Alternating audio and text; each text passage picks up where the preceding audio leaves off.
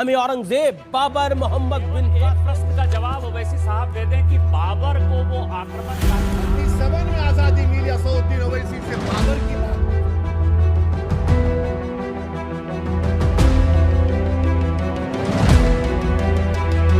बादशाह वक्त ज़हीरुद्दीन बाबर बजानी बाल कदम रंजा फरमाते हैं।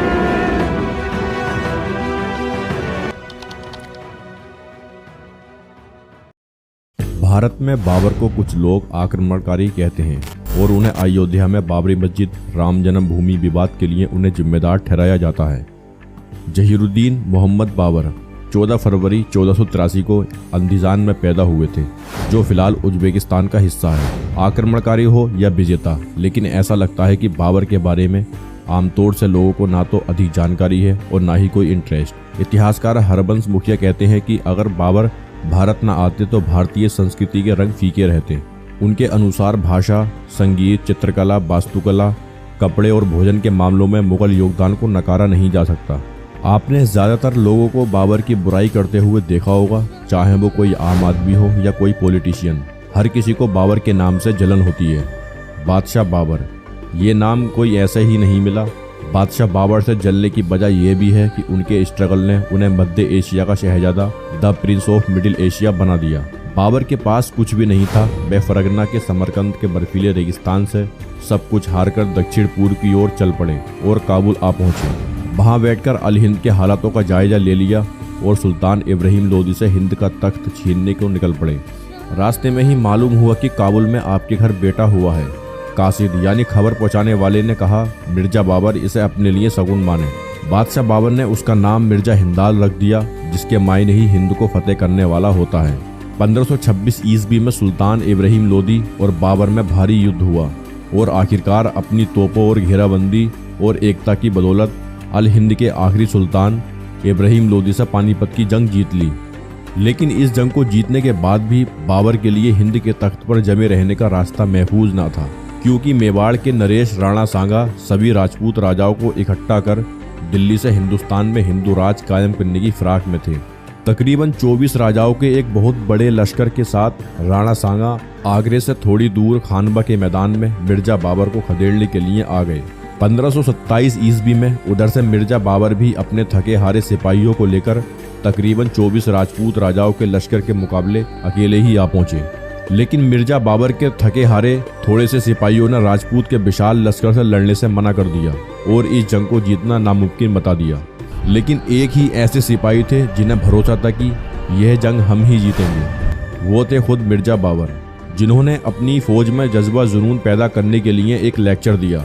उन्होंने कहा, नौजवानों, हमारे बुजुर्ग साहिब इकरान अमीर तैमूर गुरकान हमसे पहले ही हिंद आ चुके थे। हम उनके ख्वाबों की तामीर करने आए हैं। सोचो, इस अजीमुशान मुल्क हिंदुस्तान को अपना घर बनाने के बजाय अगर वापस उस फरगना के बर्फीले पहाड़ों पर जाकर हम क्या करेंगे। हम लड़ते आए हैं और लड़ेंगे, और इस जंग के बाद हिंदुस्तान हमारी मुट्ठी में होगा और एक अजीम सल्तनत की बुनियाद रखी जाएगी। नौजवानों, जंग के बाद सोना चांदी के सामान को तोड़कर गरीबों में तकसीम कर दिया जाएगा और शराब में नमक डालकर उसका सिरका बनाकर यमुना में बहा दिया जाएगा। हमारी सल्तनत में न कोई शराब पिएगा, न खरीदेगा, न कोई बनाएगा।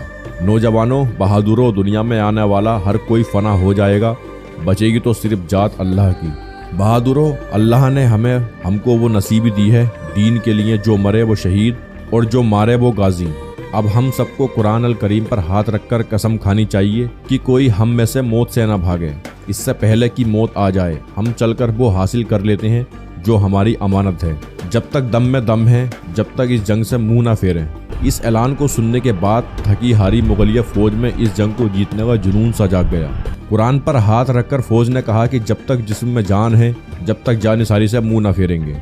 बाबर की इस स्पीच ने हिंद की तारीख को ही बदल कर रख दिया।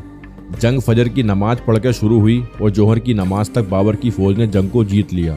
हिंद की तारीख में हिंदू शासकों के लिए इससे बुरी शिकस्त कभी नहीं हुई, क्योंकि 24 राजाओं के संगठन के सामने अकेले मिर्जा बाबर खड़े रहे और जीत गए।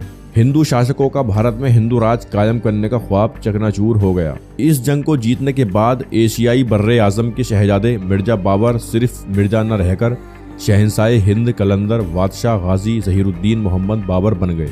हिंद की तारीख में एक ऐसे विशाल साम्राज्य के संस्थापक कहलाए जिनके वारिसों ने 1707 ईस्वी तक इसी तैमूरी सल्तनत मुगल साम्राज्य को भारतीय इतिहास का सबसे विशाल साम्राज्य बना दिया। इस साम्राज्य ने न केवल हुकूमत की बल्कि इस मुल्क को अपना मुल्क, अपना घर बनाकर संभाला। हिंद के लोगों को जीना सिखाया, नई तहजीब दी, नई सभ्यता दी, नई भाषा दी, नए पकवान दिए, नया पहनावा दिया, तजुर्बा दिया, इल्म दिया, ताज दिया, लाल किला दिया, जामा मस्जिद दी, किले, मकबरे, मस्जिदें, महल और नए शहर दिए और भी न जाने क्या क्या दिया। उनकी झलक आज भी हिंदुस्तानियों के खाने पीने, पहनावे और बोलने में झलकती है।